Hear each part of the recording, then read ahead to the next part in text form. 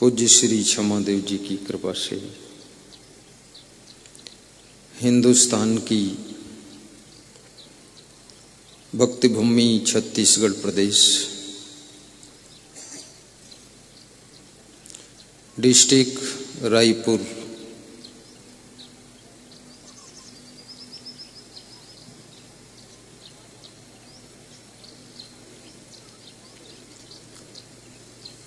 ग्राम बिरबिरा की पावन धरा पर विदेह मुक्त पूज्यपाद सद्गुरु श्री अभिलाष साहिब की पुण्य स्मृति में संपन्न हो रहे सुखद सत्संग ज्ञान यज्ञ में हम और आप निमज्जन करेंगे, जीवन को कृतार्थ करेंगे। सद्गुरु कबीर साहब से किसी भक्त ने प्रश्न पूछा है, मनुष्य का जीवन कैसे सार्थक होता है? बहुत बड़ी बात है। साहिब कहते हैं लंबी जिंदगी जीना, 150 वर्ष जीना जीवन की सार्थकता नहीं है। कम जीना लेकिन पवित्र जिंदगी जीना जीवन की सार्थकता है। कैसा जीवन होना चाहिए? तन थिर मन थिर बचन थिर, सुरत निरत थिर होई, कहें कबीर व पलखी कलब बराबर होए। साहिब कहते हैं कि जिस समय तुम्हारा तन स्थिर हो जाता है और मन शांत होता है और वाणी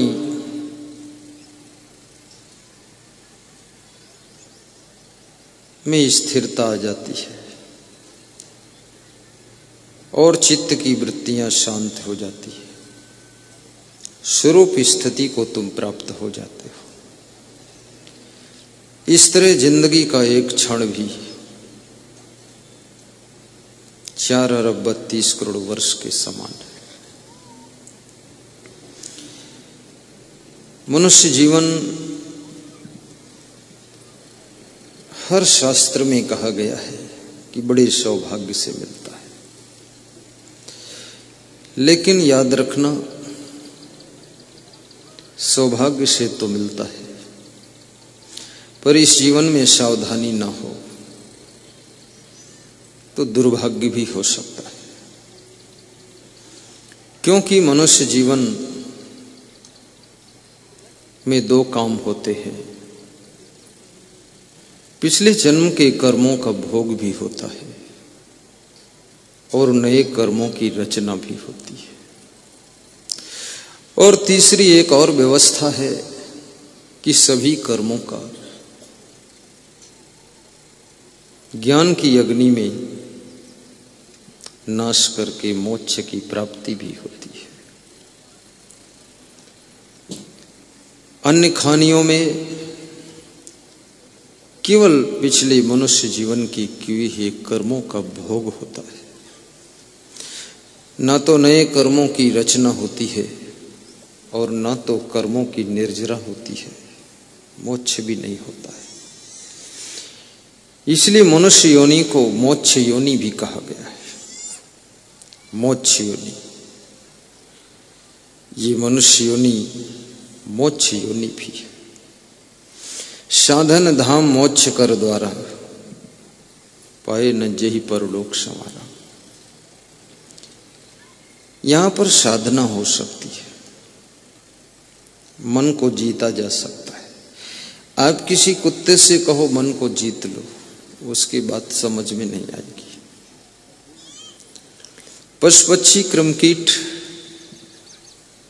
उनके जीवन की खानी के अनुसार उनकी एक सीमा है, उससे अधिक वे सुधर भी नहीं सकते हैं और उससे अधिक बिगड़ भी नहीं सकते। तुम किसी पशु को बीड़ी पीना सिखाओ, नहीं पिएगा, लेकिन मनुष्य को सिखाओ तो पी लेगा। और किसी पशु को तुम गुरुमंत्र दो तो गुरुमंत्र लेगा नहीं, वो समझ भी नहीं पाएगा, लेकिन मनुष्य को गुरुमंत्र दो तो गुरुमंत्र भी ले लेगा। अर्थात मनुष्य खानी एक ऐसा पॉइंट है जहां से ऊपर भी उठा जा सकता है और नीचे भी गिरा जा सकता है। और मनुष्य जब नीचे गिरता है तो इसके नीचे गिरने की भी सीमा नहीं है। ये पशु पक्षी क्रमकीट से भी नीचे चला जाता है, और जब ऊपर उठता है तो इसके ऊपर उठने की भी कोई सीमा नहीं है। ये देवी देवता ईश्वर भगवान से भी ऊपर उठ जाता है। इसलिए जब राम मनुष्य के शरीर में आए थे, उन्होंने अपने जीवन को मर्यादा में बांधा था, और जब वनवास गए थे तो रामायण में लिखा है कि उनकी राह में देवी देवता फूल बरसाते थे। लेकिन हमारी तुम्हारी राह में क्या वो फूल बरसाएंगे? नहीं। हमारी राह में तो बरसाते हैं देवी देवता। मैं गाड़ी से उतरा तो 2-3 देवियां थीं या 2-4 देवता थे, फूल राह में डाल रहे थे। यही देवी देवता है, और कौन देवी देवता है? ये सब बैठे हैं आप लोग। लेकिन वो राम की राह में देवी देवता फूल बरसाते थे। पर आप क्या करते हो? अब मंदिरों में जाकर के देवी देवताओं के ऊपर फूल बरसाते हो। उल्टा हो रहा है। राम भी मनुष्य हैं, तुम भी मनुष्य हो। राम ऐसे मनुष्य हैं जिनकी राह में देवी देवता फूल बरसाते हैं, और तुम ऐसे मनुष्य हो जो तुम फूल लेकर देवी देवताओं के मंदिर में जाकर पत्थर की मूर्ति पर फूल बरसाते हो। कितना फर्क बढ़ गया, क्योंकि राम ने अपने जीवन को मर्यादा में बांधा था, जिंदगी को नीचे से ऊंचे उठाया था, इसलिए देवताओं को फूल राह में बरसाना पड़ा। और हमने आपने अपनी जिंदगी को इतना अच्छी तरह मर्यादाओं में नहीं बांधा है, इसलिए हमें उल्टे उनके ऊपर फूल बरसाना पड़ता है। अपने आप को मर्यादाओं में बांध लीजिए तो सब देवता तुम पर फूलों की वर्षा करेंगे।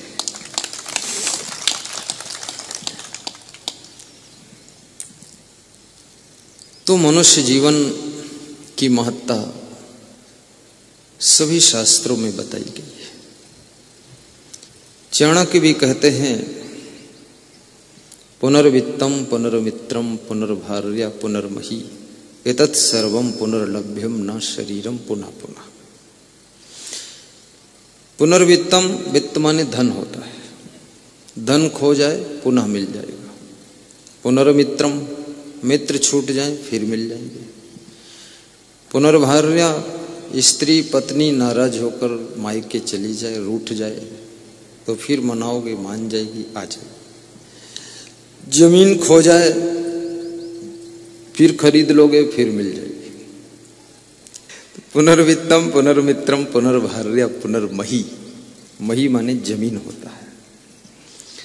जमीन भी कभी तुम्हारा बड़ा भाई बेईमानी कर लेता है या छोटा भाई बेईमानी कर लेता है। घर ही में बेईमान है, घर ही में चोर है। जैसे मैं कल गा रहा था ना, घर ही में गंगा और घर ही में जमुना तो घर ही में चोर और घर ही में बेईमान। कितने भाई के बेईमानी से घायल हुए लोग संभल नहीं पाए। और धिक्कार है उनको जो अपने भाई के साथ भी बेईमानी करते हैं। बेईमानी की भी हद कर दी, ईमानदारी को रद्द कर दी, बेईमानी की हद कर दी। भाई के साथ भी बेईमानी है, बाप के साथ धोखा, पत्नी के साथ छल, पति के साथ कपट, बेटे के साथ डपट, बहू के साथ लंपट और घरवाली के साथ चौपट। पूरा जिंदगी तबाह हो गई। कैसे जियोगे ऐसे ढंग से? सांप भी अपने घर में अपने बिल में सीधे होकर घुसता और कभी फुफकारता नहीं है। लेकिन मनुष्य ऐसा है जो सांप से भी गिरा हुआ है, अपने घर में ही टेढ़े मेढ़े काम करता रहता है और सुख ढूंढता है। सुख कहाँ मिलेगा? जितना तुम्हारा अंतःकरण शुद्ध होगा, मन शुद्ध होगा, उतना ज्यादा सुख मिलेगा। सुख कोई बाहर से मिलने वाला नहीं है कि कोई मकान मिल जाए, दुकान मिल जाए, गाड़ी मिल जाए, उससे सुख मिले। सुख कुछ नहीं मिलेगा। खुद को ठीक करो, वहां से सुख मिलेगा। मैं जमीनी स्तर की बातें जानता हूं शुरू से ही, और अभी तक देख रहा हूं। जिंदगी में सुख अगर है, सरल स्वभाव न मन को टिलाई, यथा लाभ संतोष सदाई, इसी में सुख है। स्वभाव सरल बना रहे। और मनुष्य जब उन्नति करता है तो उसका स्वभाव भी थोड़ा कठिन होने लग जाता है, जटिल स्वभाव हो जाता है, सरल नहीं रह जाता है। धनवान बनो लेकिन धन का अभिमान ना ले पाए। धनवान होना गुनाह नहीं है, धनवान होने का अभिमान गुनाह कराता है। कार में चलना गुनाह नहीं है, अहंकार में रहना गुनाह है। और साधु बनना बहुत अच्छी बात है, लेकिन साधु शब्द का अर्थ ही होता है सीधा साधा है, वो साधु है। इसका सिंपल सा अर्थ है। साधु वो नहीं है जो कि आश्रम में चोरी करे, आश्रम में बेईमानी करे, छल कपट करे, गुरु जी को भी परेशान करे, गुरु भाइयों को बहुत पिटाई करे। वो साधु वाधु नहीं है। इधर उधर घूमता रहे, छत के ऊपर से झांकता रहे, ये साधु का काम नहीं। नालायक है फिर तो। सीधा साधा कहाँ रहा। साधु का मतलब है उसके लिए अब दुनिया में देखने को भी कुछ नहीं बचा है, न सुनने को कुछ बचा है, न टेस्ट लेने को कुछ बचा है। अब देखन की नहीं चाह है, नहीं सुनने की चाह है, नहीं सूंघन की चाह है, और नहीं खावन की चाह है। जिंदगी सब तृप्त हो गई। अभी हमारे यहाँ कल आज सुबह नोएडा दिल्ली से भक्त जी आए थे। कह रहे थे 3 दिन का समय आना दिल्ली लेकर के, दिल्ली में ऐसी ऐसी हर चीज आपको दिखाऊंगा। तो मैं हंस रहा था। मैंने ऐसा नहीं कहा कि यहाँ 3 दिन का समय लाऊंगा, देखूंगा दिल्ली। हंस रहा था क्योंकि मेरे अंदर अब देखने की इच्छा ही नहीं है। न दिल्ली और न बिल्ली, न हबिल्ली, कुछ देखना नहीं। हमको तो सिर्फ आपको देखना है। आपको देख लूं बस ठीक है, क्योंकि ऐसे पवित्र आत्मा सब मिलेंगे भी नहीं। ये मेरी किस्मत कोई जन्म की होगी जो रोज महान आत्माओं का दर्शन होता है, पवित्र भक्तों का दर्शन होता है। और 2-4 हजार 10,000 दिव्य आत्माएं भक्त के रूप में, नर के रूप में नारायण, नारी के रूप में नारायणी सत्संग में आते हैं। हम उनको सत्संग सुनाते हैं, हम उनको देखते हैं, वे हमें देखते हैं, दोनों खुश होकर चले जाते हैं। ये बहुत बड़ी किस्मत है। नहीं तो सवेरे उठते ही पापी का दर्शन हो जाता है, उठते ही दुष्ट मिल जाता है।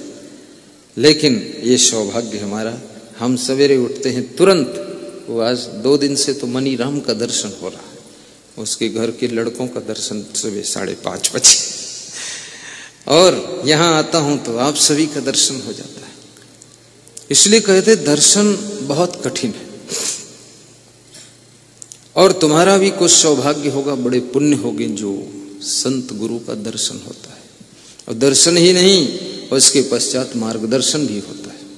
और मार्गदर्शन छोटा मोटा नहीं, 2-2, 3-3 घंटे प्रवचन चलता है। झूम झूम कर बारिश होती, भादों की मूसलाधार बहाता हूं, चलाता ही रहता हूं। तो ये दर्शन की बलिहारी गुरु जी तुम्हारे, दर्शन की बलिहारी। जिस दिन गुरु जी तेरा दर्शन होगा, असवन की धारा से अचवन होगा, उस दिन सफल मेरा जीवन होगा। जिस दिन गुरु जी तेरा दर्शन होगा। अभी गढ़सिवनी से हमारे भक्त आए थे, श्री जीवनलाल साहू जी, और उनके पुत्र हैं मनोहरन जी। गांव से खिलावन साहू, राम खिलावन जी।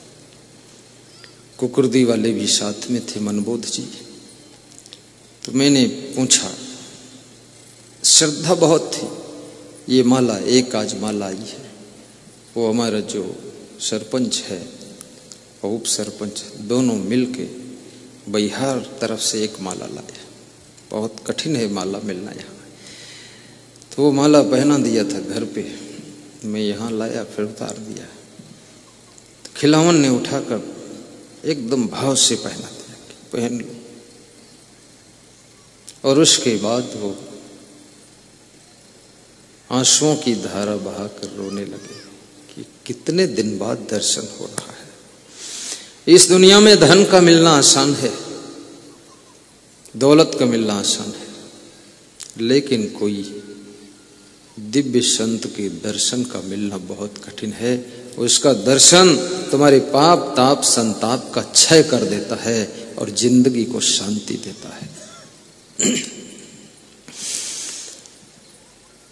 तो साहब कहते हैं एक तन थिर, शरीर को स्थिर करो। इस शरीर को स्थिर कैसे करोगे? हाथ पर हाथ रखकर बैठ जाना स्थिरता नहीं है। अगर हिलोगे नहीं डुलोगे नहीं तो शरीर बीमार हो जाएगा। व्यायाम नहीं करोगे शरीर अस्वस्थ हो जाएगा। काम नहीं करोगे इसमें नाना रोग हो जाएंगे। शरीर को हिलाना डुलाना जरूर है। परंतु कबीर साहब कहते हैं तन थिर, शरीर को स्थिर कर दो। हिलना नहीं है डुलना नहीं है, चुपचाप। तो हिलना डुलना नहीं, स्थिर होना क्या चीज है? स्थिर होने का अर्थ है आज तक इस शरीर से कुछ भी ऐसे वैसे कर्म हो रहे थे, लेकिन अब भविष्य में ऐसे वैसे कर्म नहीं होंगे। बस यही स्थिर होना है। और शरीर के 3 अवगुण होते हैं मुख्य रूप से, चोरी, हिंसा और व्यभिचार। हे गुरुदेव, आपके चरणों में संकल्प लेता हूं कि अब चोरी नहीं करूंगा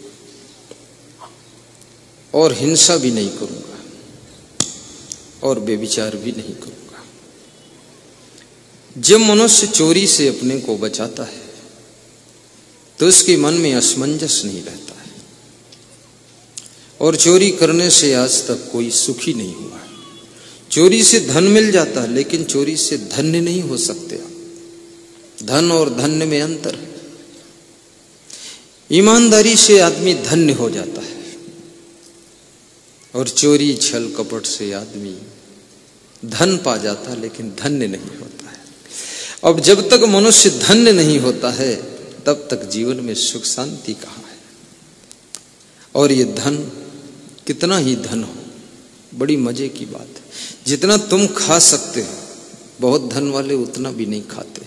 उनको डॉक्टर ने कहा है चने की रोटी मात्र खाना। और किसी किसी को डॉक्टर तो बताता है कि भूसी की रोटी खाओ। वो चलनी में जब आटा चालते हो, चलनी में जो भूसी बचती है, क्या बोलते हैं, चोकर, चोकर की रोटी खाओ।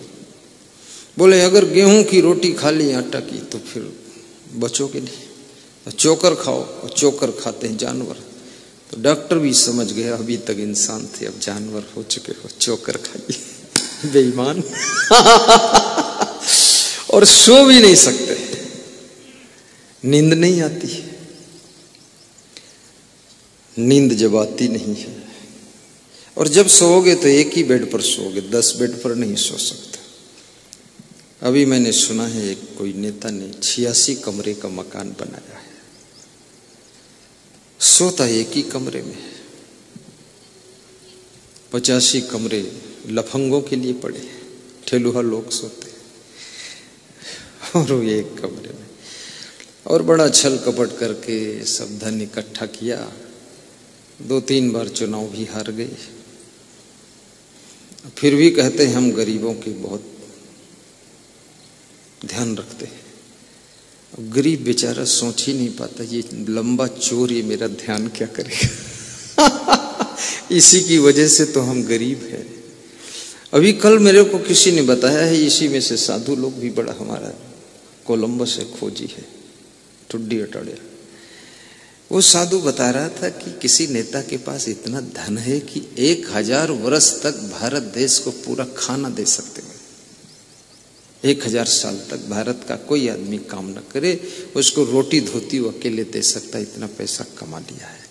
तो हमने कहा बहुत अच्छा है, 1000 वर्ष तक वो मनुष्य रूप मिलेगा ही नहीं उसका, हम लोग उसका माल उड़ाएंगे, कोई जन्म में आकर उसी घर पैदा हो जाएंगे, पूरा आनंद करेंगे। आज जो आपको लूट लिया है उसके घर ही में तुम्हारा जन्म हुआ है, हो जाएगा जन्म।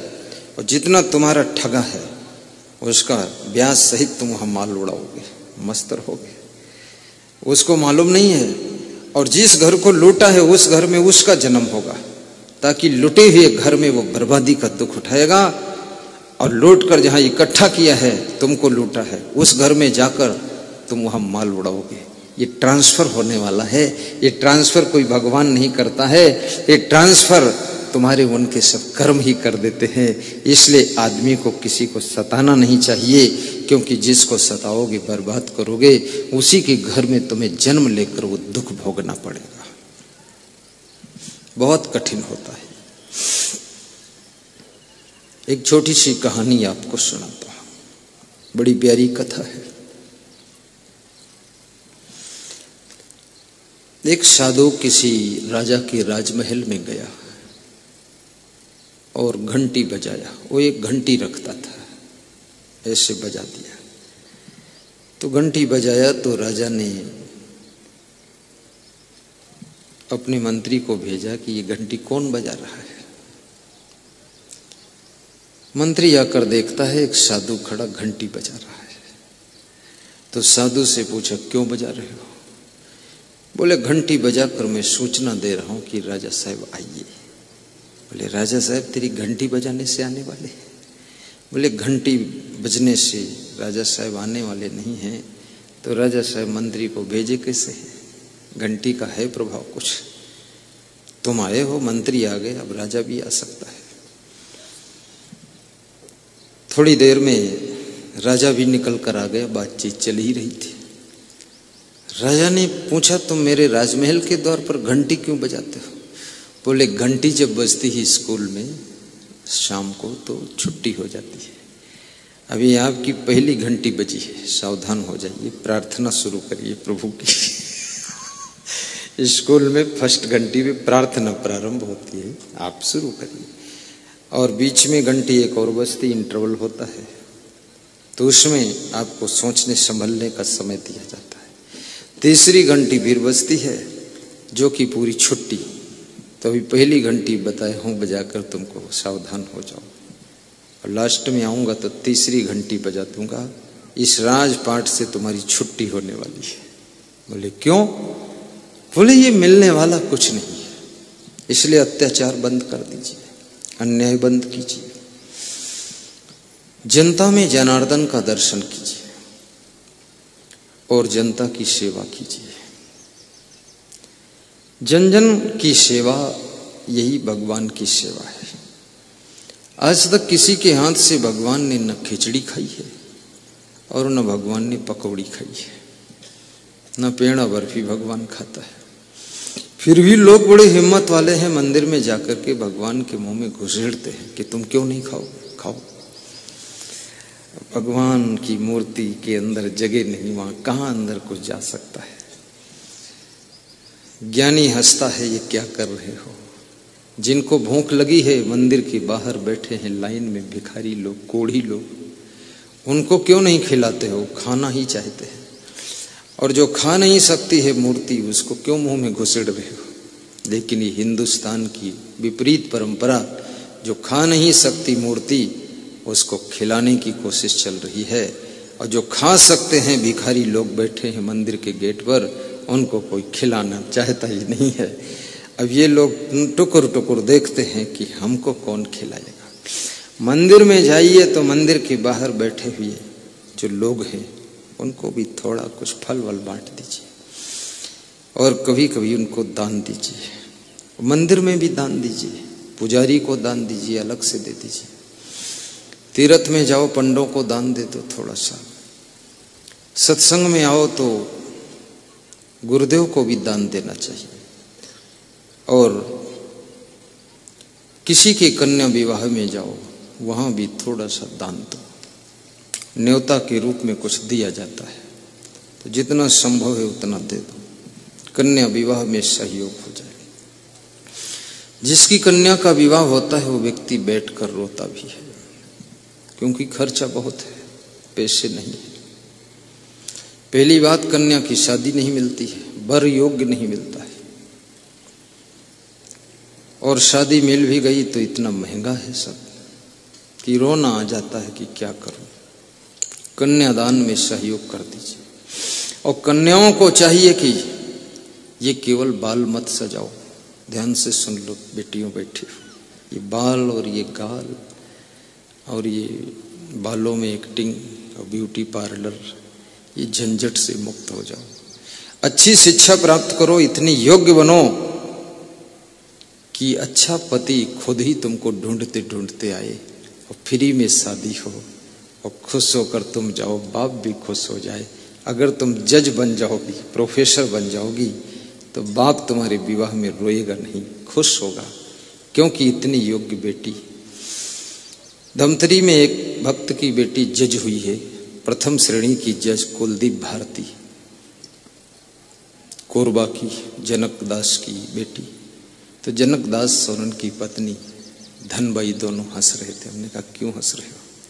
बोले बेटी इतनी योग्य है, सैकड़ों जगह से ऑफर आ रहा है, लोग कहते हैं हम देंगे 5 लाख हमारे बेटे के साथ, उल्टा पैसा मिल रहा है। तो हमने कहा ले लो ना, फिर कार खरीदो, बैठ के चलो। बोले रुका हूं कि थोड़ा और टाप का काम हो जाए। दूसरी बेटी प्रोफेसर है, उसका भी टाप का काम है। अभी बेटियां क्या करती हैं, ये तो केवल बालों में उलझ जाती है। कंघा और शीशा, धर रगड़, दो पाटन के बीच में साबुत बचा न कोई। और साथ में फैशन इतना जबरदस्त है कि मैं चित्रकूट में था तो छत पर भ्रमण कर रहा था, नीचे किसी का घर था तो उधर नजर गई, तो वो भी भक्त लोग ही होंगे, तो थोड़ा शर्मिंदा। 10-12 औरतें बालों पर जुटी हुई थी, तो मैं देखा वो 1.5 घंटे से जुटी थी। हमने कहा धन्य हो बाल देवता, बड़ी पूजा होती तुम्हारी। और ऐसा मार मार के कंघा और कंघी और शीशा, बड़ा शीशा, छोटा शीशा, लिपस्टिक और पाउडर और क्या क्या। 1.5-2 घंटे तो उनको रेडी होने में लग गया। इससे जिंदगी आपकी नीचे चली जाएगी, आगे नहीं बढ़ सकते आप, समय को बर्बाद कर रहे हैं। और इससे कोई सुंदर भी नहीं लगता, खोपड़ी और खोपड़ा और बाल बाल से, इसमें क्या सुंदरता है। मीराबाई को देखो, शिवरी को देखो, राम को देखो, कृष्ण को देखो, हनुमान जी को देखो, कहाँ उन्होंने ये किया है सब। आज भी उनका शरीर नहीं है, लेकिन उनका नाम याद किया जाता है, उनकी जय जयकार बोली जाती है। और किसी भी हीरोइन के मरने के बाद कौन याद करता है? इसलिए मीरा जैसी भक्त बनो। ये श्रीदेवी, कैटरीना, फैक्ट्रीना और हेमा मालिन, हाथी मालिन, झूमा मालिन, ये मालिन फालिन बनने की जरूरत नहीं है। तुम तो बनो पुष्पा देवी, तुम तो बनो सुनीता देवी, तुम बनो मीराबाई। धन्य हो जाए तुम्हारा जीवन। तुम रहो न रहो संसार में, लेकिन तुम्हारी सुगंध इस संसार के कोने कोने में फैलती रहे, तब समझ लो तुम नारी के रूप में नारायणी का जन्म लेकर पैदा हुई थी। और मैं एक ऐसा खास संत हूं जो साफ सीधे कह देता हूं। बाकी संत भी डर रहे हैं बहुत सारे, नहीं कह सकता है। और मैं सोचता हूं मैं भी ना कहूं तो ये लोग सुधरेंगे कैसे। अब आजकल पुरुष बच्चों में भी बहुत बड़ा फैशन आ गया, बालों में चारों तरफ बाल काट देते हैं और बीच में थोड़े बाल रखते हैं, रुई की तरह उड़ते रहते हैं। ऐसा लगता है चारों तरफ बाईपास रोड निकला है। इशारा दे रहे हैं कि आइए किसी तरफ से गाड़ी क्रॉस कर सकते हो, रोड ओके है, बाईपास मार्ग बन गया। कितना दिमाग खराब हो गया लोगों का। और वो खोपड़ी भी बहुत खराब लगती, फूहड़। अभी तो लोग गाल में भी डिजाइन बनवाने लगे, पुरुष लोग दाढ़ी में डिजाइन, उसमें कुछ काट के इधर उधर लिख देते हैं, ABCD लिखते हैं। मुझे हंसी आती है। और अकल वकल कुछ नहीं। अगर उनसे कुछ पूछ लिया जाए तो बस मूर्खनाथ है, ज्यादा पूछो तो तुमसे झगड़ा कर देंगे। मालूम कुछ नहीं, बस मेहर कुल्लापना भरा हुआ है, पढ़ाई लिखाई चौपट है। कितनी अंदर वासना कुरेद रही है, धिक्कार है ऐसे लोगों। मत चलो इस वासना में, भक्ति की गंगा में डूबकर उपासना की लहरियों में गोता मार दीजिए और गुरुदेव का ध्यान कीजिए। और श्रृंगार से सुंदरता हमारी नहीं बढ़ती है, मनुष्य की सुंदरता उसके सद्गुणों से बढ़ती है, सदाचार से बढ़ती है। श्रृंगार नहीं चाहिए, सदाचार चाहिए, और जिसमें सदाचार है वही तो राम और सीता का रूप लेता है। इसलिए सदाचारी बनो। अच्छे कपड़े पहनो लेकिन मर्यादा ढकनी चाहिए। सामान्य कपड़े पहनो, मन को दुखी मत करो, क्योंकि कपड़ों में भी कुछ रखा नहीं है। हनुमान जी ने तो कोई खास कपड़े पहने ही नहीं, खाली लंगोटा बांध दिया उसने। और भगवान राम के प्रिय भक्त हनुमान जी हुए, और हनुमान जी को राम कहते हैं कि तुम मेरे भाई के समान हो। एक बंदर को भाई के समान भगवान को कहना पड़ा। लोग अपने भाई को कहते हैं ये तो दुश्मन के समान है, पक्का दुश्मन तो मेरा भाई है। और राम कहते हैं ये हनुमान बंदर मेरे भाई के समान है। क्या राम की महिमा है और क्या हनुमान की महिमा है। हनुमान चालीसा यदि आपने पढ़ा होगा तो उसमें लिखा है कि रघुपति कीन्ही बहुत बड़ा। सीधे बैठा करो सब लोग, टेढ़े नहीं। टेढ़े होने से बुद्धि कम हो जाती है। गाइए। रघुपति कीन्ही बहुत बड़ाई, तुम मम प्रिय भरतहि सम भाई। रघुपति कीन्ही बहुत बड़ा।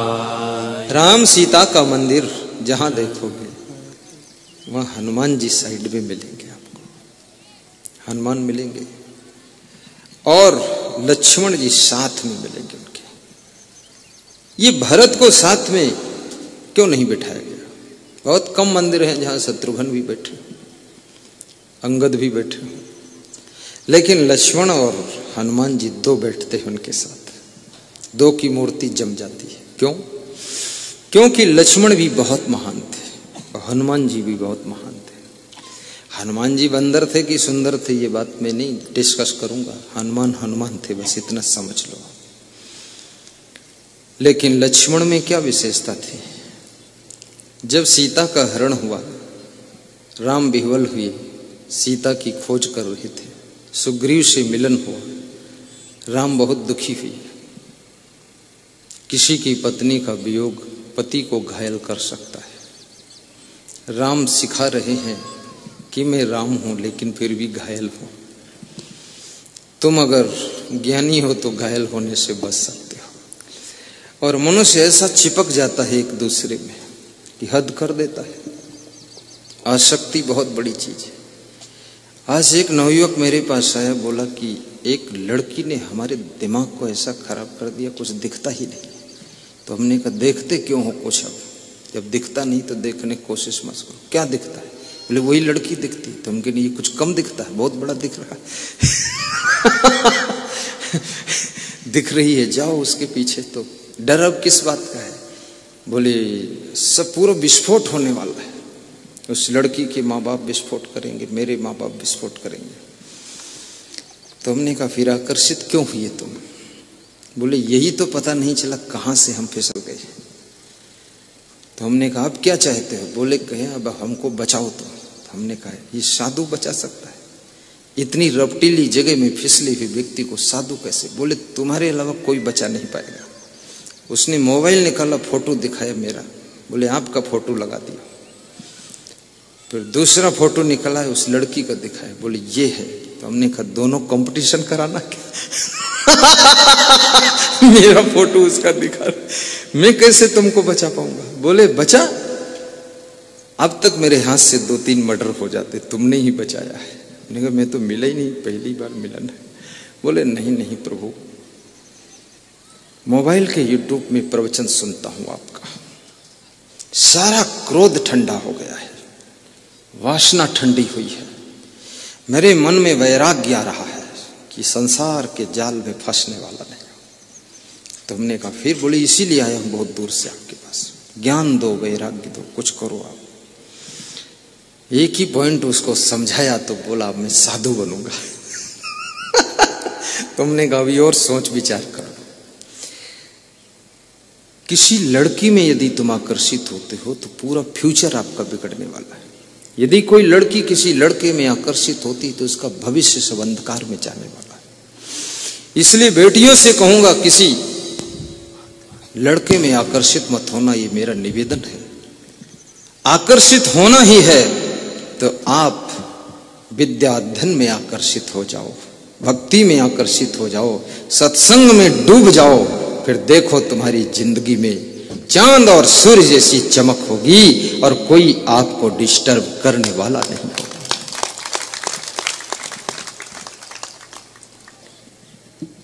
तो चलना संभल संभल के। तो लक्ष्मण जी से राम ने पूछा, लक्ष्मण तुम कुछ मदद करो, मैं बहुत दुखी हूं। लक्ष्मण ने कहा, हे राम मैं पूरी मदद करूंगा आपको, लेकिन मैं करूं क्या?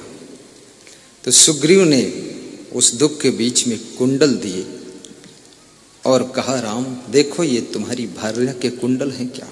ये आकाश से गिरे थे और कोई विमान पर बैठी हुई कोई महिला रोती हुई जा रही थी और ये कुंडल मैंने पाए हैं, आप पहचानो इसको। तो राम विशेष दुख में थे तो वे कुंडल को पहचान न सके, तो लक्ष्मण को दिया कि कुंडल देखो क्या सीता जी के कुंडल है। तो लक्ष्मण ने जो बात कही है बहुत मार्मिक बात कही है। लक्ष्मण क्या कहते हैं?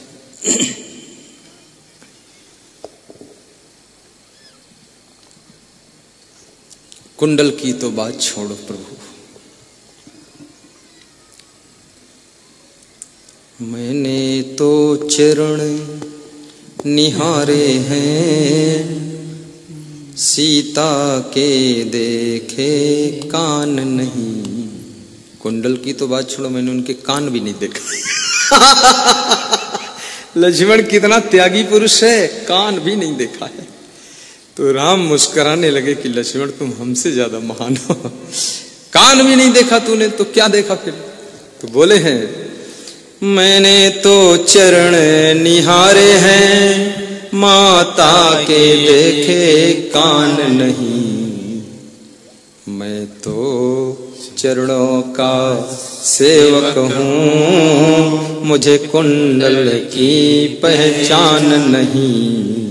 मैं तो चरणों का सेवक हूँ, मुझे कुंडल की पहचान नहीं। मैंने तो चरण निहारे हैं, माता के देखे कान नहीं।